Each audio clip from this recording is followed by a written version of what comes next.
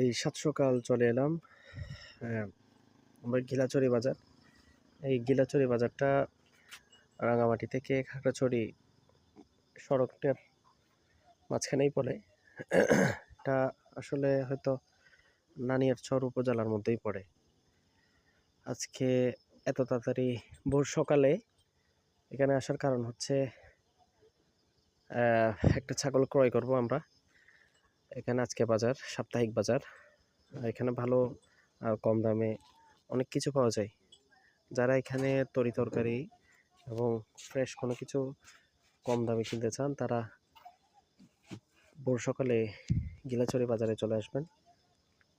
এ হলো এখনো বাজারও শুরু হয় নাই, কিন্তু আমরা রাঙ্গামাটি থেকে প্রায় 40 কিলোমিটার পথ পাড়ি দিয়ে এখানে চলে আসছি।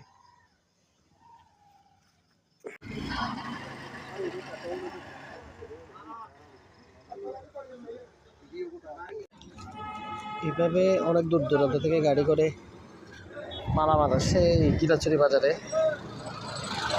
সকাল থেকে এখানে মানুষের লোকে লোকারণ্য হয়ে যায়, আর কিছুক্ষণ পরে এখানে মানুষের দাঁড়ানোর ঠাইটুকুও হবে না।